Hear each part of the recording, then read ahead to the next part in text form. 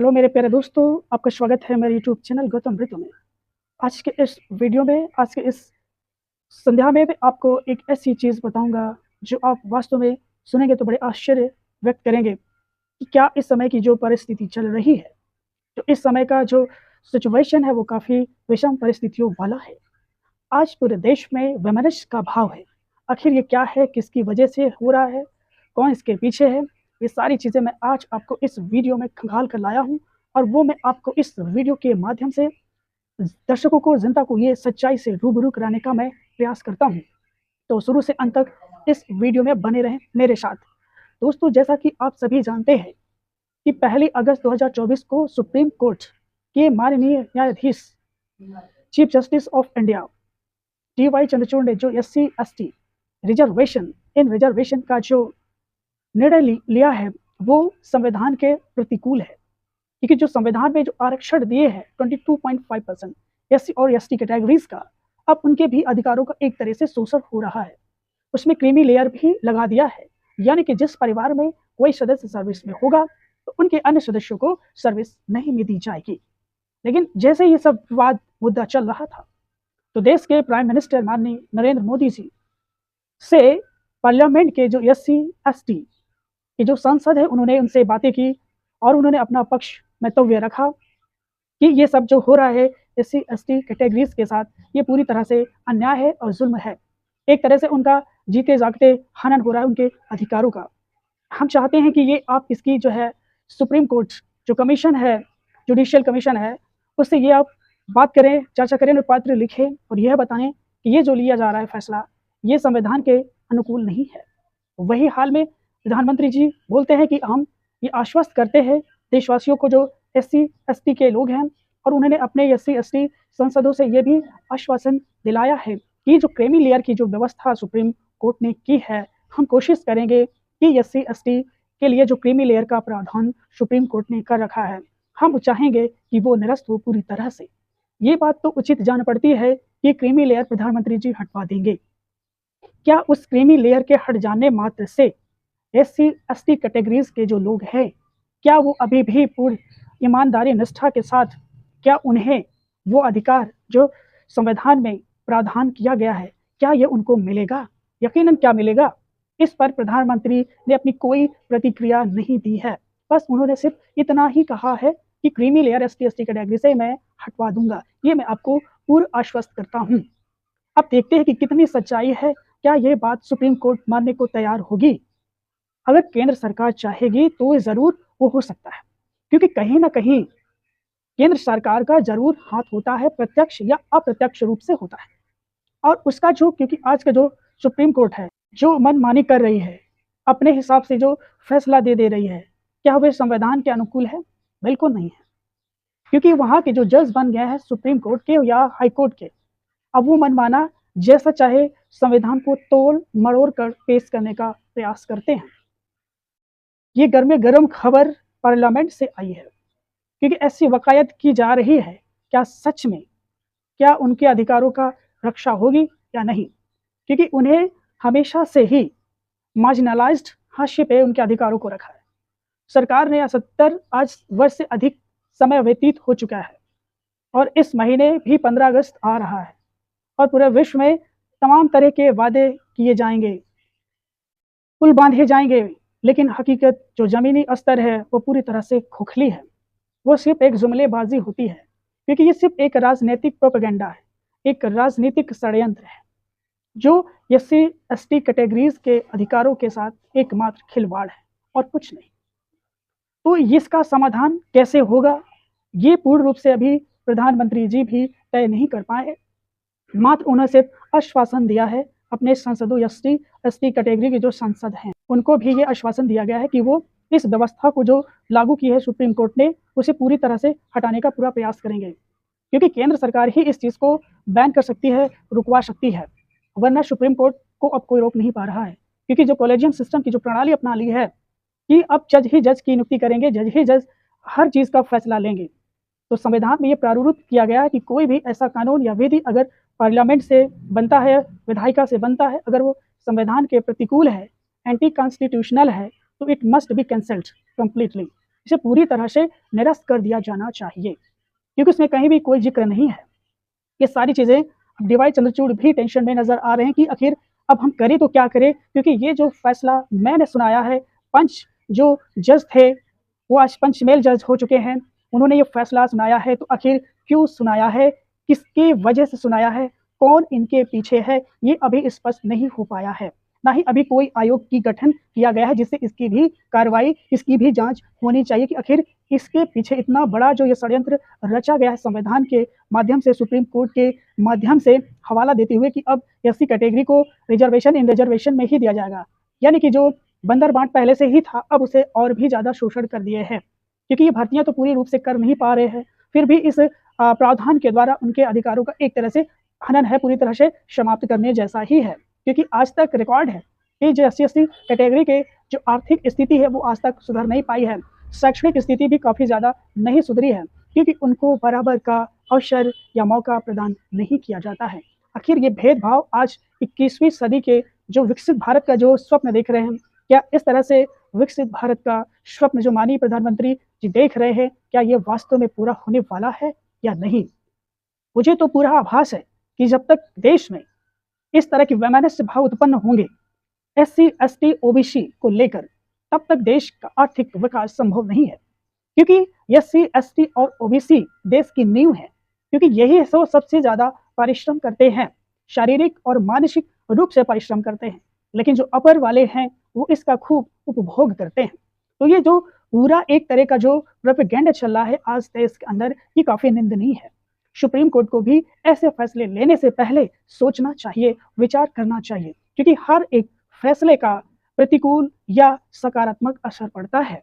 लेकिन माननीय प्रधानमंत्री ने यह आश्वासन दे दिया है कि ऐसा नहीं होगा, यानी कि वो चाहते हैं कि रिजर्वेशन इन SC और ST कैटेगरीज रहेगी। जो क्रीमी लेयर हटा तो दे रहे हैं, ये ठीक है, उचित है, लेकिन जब आप इतना कर रहे हैं तो ये भी कह सकते हैं माननीय सुप्रीम कोर्ट के चीफ जस्टिस को और जुडिशियल जो कमीशन है उसको भी अवगत करा सकते हैं कि ये जो फैसला लिया गया है ये पूरी तरह से तार्किक नहीं है, ये अतार्किक लिया गया फैसला है, जिसका कोई असर इसका सकारात्मक समाज पे नहीं पड़ रहा है। ऐसा समाज फिर वो और जो सक्षम थोड़ा बहुत है वो पूरी तरह से एकदम हाशिए पे आ जाएगा, उसकी तो गर्दन पे हाशिया आ जाएगी, यानी कि उसके जीवन जीना और भी इस 21वीं सदी में बहुत ही मुश्किल कार्य हो जाएगी। हालांकि ये सब अभी पूर्ण रूप से डिसाइड नहीं है कि क्या हकीकत में माननीय प्रधानमंत्री जी ये जो अपना वक्तव्य अपने पार्लियामेंट के संसदों को जो दिया है, क्या वो उस हद तक जो अपने इन्होंने वचन दिया है कि नहीं SC/ST के जो क्रीमी लेयर है वो पूरी तरह से मैं हटवा कर रहूंगा। अब देखने वाली बात होगी कि 15 अगस्त के बाद इस देश का माहौल कैसे होने वाला है। ये तो आने वाला समय और ये जनता ही निश्चय करेगी कि जो उनके अधिकार वापस नहीं लिए गए, अगर जो उनके खिलाफ अधिकार का हनन किया गया है, अगर वो फैसला सुप्रीम कोर्ट वापस नहीं लेती है, तो मुझे उम्मीद है कि ये अगस्त का महीना काफ़ी जोर शोर और गर्मा गर्म रहने वाला है, क्योंकि ये मुद्दा अगर एक बार नर्म पड़ जाएगा तो ये बेहतर होगा। अगर ये नर्म नहीं पड़ा तो समझ लीजिए कि फिर वो दिन दूर नहीं जब फिर वो स्थिति आ जाएगी। तो ये स्थिति ना आए इसलिए आप अपने अधिकारों के प्रति सजग होकर न्याय के रूप से आप लड़ाई लड़ें और देखें कि और ये सुप्रीम कोर्ट को भी ये फैसला उन्हें वापस लेना पड़ जाएगा, क्योंकि जो राष्ट्रपति है उनका भी ये वक्तव्य होना चाहिए। उनका आपने जब से ये सुर्खियों में 1 अगस्त से आया है और अभी तक राष्ट्रपति ने कुछ भी इसके बारे में कोई बयानबाजी नहीं की है, यानी कि वो भी एक पूरी तरह से मौन ही साबित हुई है और उन्होंने अभी तक कुछ भी इसके बारे में क्रिया या प्रतिक्रिया कुछ भी नहीं दी। आखिर क्यों वो नहीं बोलती हैं, क्या वजह है उनके पीछे जो उनको बोलने नहीं दिया जा रहा है? ये सब बातें आप अच्छी तरह से जानते हैं कि पिछले कुछ दशकों में जो देश का जो माहौल बिगड़ा है वो पूरी दुनिया ने देखा, पूरी दुनिया के लोगों ने देखा कि भारत आज भी 21वीं सदी में होकर जाति के प्रति कितना उसकी संकीर्ण मानसिकता है। आज व्यक्ति ये जाति शब्द से निकल नहीं पा रहा है। आखिर क्या वजह है कि उनके अंदर ये जाति नाम का ये जो वायरस घुसा है, आखिर ये क्यों नहीं निकल रहा है? क्या आप जाति के नाम पर, धर्म के नाम पर अगर आप लड़ाई करोगे तो देश का विकास तुम क्या करोगे? समझ में नहीं आता है। चाहे वो पढ़ा हो या अनपढ़ हो, सब इससे संलिप्त पाए जाते हैं। इसकी रोटियां तो खासकर राजनीतिक जो होते हैं वो सेकते हैं। उनको ये पता होती है कि बस उन्हें सत्ता चाहिए, कुर्सी चाहिए, भाई किसके लिए है, फिर उन्हें तो मनमानी ही करना होता है। ये सारी बातें घूम फिर के व्यक्ति के अधिकारों पर ही अटक कर लटक जाती है। तो इसका समाधान क्या होगा? क्या इसका वास्तव में जो ये निर्णय लिया गया है, क्या ये वास्तव में कैंसिल होगा या नहीं होगा? ये इंतजार की घड़ी है। देखते हैं कि आने वाला समय किस मोड़ या किस दिशा में जाने वाला है। जैसा कि आप सभी जानते हैं और सब एक बुद्धिजीवी वर्ग का भी ये जानते हैं कि ये जो सुप्रीम कोर्ट ने ये जो फैसला लिया है ये पूरी तरह से असंवैधानिक है। संविधान इसकी इजाज़त नहीं देता है, लेकिन ये कॉलेजियम सिस्टम के माध्यम से इन्होंने ये जो फैसला लिया है ये संवैधानिक कम व्यक्तिगत फैसला ज़्यादा प्रतीत होता है, क्योंकि ऐसे फैसले संविधान नहीं देता है किसी को। क्योंकि जब उसमें सबका रिजर्वेशन पूरी तरह से आरक्षित कर दिया गया है तो फिर उसमें किसी भी तरह का जो उसमें संशोधन किया जा रहा है, जो उसका शुद्धिकरण किया जा रहा है संविधान का, क्या वो पूरी तरह से सही है? ये नहीं सही है, क्योंकि संविधान एक अमूर्त है, उसे मूर्त रूप देना सुप्रीम कोर्ट का कर्तव्य है कि वो कॉन्स्टिट्यूशन के दायरे में under the constitution the top most court supreme court should decide the matter explicitly without any discrimination. तो ये देखने वाली बात होती है, क्योंकि सुप्रीम कोर्ट को सबसे सर्वोच्च स्थान दिया गया है। न्यायपालिका का मतलब ही होता है न्याय करना। जब न्यायपालिका ही अन्याय करने लग जाएगी तो जनता न्याय कहाँ मांगेगी, किससे मांगेगी? क्योंकि सरकार का काम है विधायिका बनाना, उनके अधिकारों की रक्षा करना, लेकिन जब सरकार भी अगर मौन साबित हो, वो बाहर से अपनी रोटी सेक रही हो, तो चारों कोण से सिर्फ जनता को ही पिसना होता है, क्योंकि आम जनता इसका दोषी पाई जाती है। उनके नज़र में ये लगता है, पर ये आज की जनता 21वीं सदी की जनता है, कोई अशिक्षित जनता नहीं है। आज सब शिक्षित हैं, हर घर में कोई ना कोई शिक्षित है, और इस शिक्षा के बदौलत वे अपने अधिकारों को पूर्ण रूप से जानते हैं। देखने वाली बात ये होगी कि क्या रंग लाएगा, क्या माननीय प्रधानमंत्री जी के जो उन्होंने वक्तव्य दिया है क्या उसको वो निभा पाएंगे? ये मैं बार बार क्यों कह रहा हूँ, क्योंकि इनके पीछे भी उनका कहीं ना कोई उद्देश्य छिपा होता है। क्योंकि वो सोचते क्रीमी लेयर हटा दो, क्रीमी लेयर हटा देने से क्या उनकी स्थिति सुधर जाएगी? क्या उनकी स्थिति में कोई परिवर्तन आएगा? बिल्कुल नहीं आने वाला है, क्योंकि एक तरह से उनका अधिकार की हनन हो ही चुकी है, हत्या हो चुकी है। इन सब की जो बागडोर है उस सरकार की होती है कि सरकार इन चीज़ों का निवारण करवाए। अगर कोई सुप्रीम कोर्ट भावावेश में या व्यक्तिगत रूप में या राजनीतिक प्रेरित होकर अगर कोई निर्णय लेती है तो ये कर्तव्य भी होता है कि सरकार का कि उस निर्णय को निर्णय के रूप में दिया जाए, ना कि अनिर्णय हो। क्योंकि जो निर्णय लिए जाते हैं वो तार्किक लिए जाते हैं। जब पक्षपात निर्णय हो तो वो अतार्किक होता है, वो व्यक्तिगत निर्णय होता है, क्योंकि ये कोई भी कई संविधान में वर्णित नहीं है कि आप किसी के अधिकारों का हनन किया जाए। अगर सोचो, अगर संविधान में ये 22.5% आरक्षण रिजर्वेशन ना होता तब क्या होता? तब तो स्थिति नगड़ी होती, उनकी परिस्थिति किस तरह से होती ये जग जाहिर है, विश्व जाहिर है। क्योंकि पूरे विश्व में अगर कहीं किसी की स्थिति बदतर है तो SC, ST और OBC की है, क्योंकि आज भी ये पूरे आत्मसम्मान से नहीं जी पाए हैं। बड़े बड़े पोस्टों में ये क्यों नहीं पहुंच पाते हैं? आखिर वजह क्या है कि ये लोग पढ़ने में इतने कमज़ोर होते हैं? अपर के लोग इतने इंटेलिजेंट, इतने ब्रिलियंट क्यों होते हैं? एक ही फैमिली के सब क्यों जज हो जाते हैं? एक ही फैमिली के IAS, PCS जो है DM, कमिश्नर सब क्यों बन जाते हैं? क्या है ऐसा कोई प्रावधान? क्या वजह है इसके पीछे? कि क्या वो मेहनत नहीं करते? वो भी मेहनत करते हैं और वो नहीं पहुंच पाते। अब एक घर में DM है, बेटी IPS है, पत्नी भी DM है, चाचा DSP है, IG है, DIG है, DCP है। ये सब कैसा है? एक ही फैमिली में इतना सारे क्यों? क्योंकि ईमानदारी नहीं रह गई है। आज व्यक्ति को प्रतिभा नहीं देखी जाती है, टैलेंट नहीं देखा जाता है, वरना हमारा विश्व में सबसे ज़्यादा बुद्धिमान देश हमारे में पाए जाते हैं। लेकिन जब उनको उचित अवसर नहीं दिया जाता तब फिर उस देश का विकास नहीं हो पाता। जैसा कि आज आप आंखों के सामने देख रहे हैं कि आज आज़ादी के कितने वर्ष बीत जाने के पश्चात आज देश जाति जाति में लड़ रहा है, धर्म की खातिर लड़ रहा है। आखिर इससे आप कब सोचेंगे ऊपर? क्या विश्व के ऐसे लोग नहीं हैं जो ऐसा नहीं सोचते? वो सबके धर्म कर्म में नहीं पढ़ते, ज़्यादा जाति पाति में नहीं पढ़ते हैं, वो सब देश के विकास की बात करते हैं। हम यहाँ पे मंदिर मस्जिद की बात करते हैं, तो ऐसा देश कभी विकसित नहीं होता है। ये आप बात समझ जाइए। वो ज़्यादा दिन दूर नहीं रहा है कि जब लोग अपनी एक सुरक्षा से और जी सकेंगे, क्योंकि देश का जो माहौल है कुछ राजनीतिक अराजक तत्व हैं जो फैला देते हैं। वो अपना फेवर में करना चाहते हैं हर चीज़, ताकि उनको जो वो चाहते हैं, जो उनका सेल्फ इंटरेस्ट है वो पूर्ण हो। और ये जनता का एक क्या करते हैं, जनता से जनता का लड़ाने का काम करते हैं। तो जनता ये अब नहीं करने वाली है, वो अपने अधिकारों के प्रति सजग है।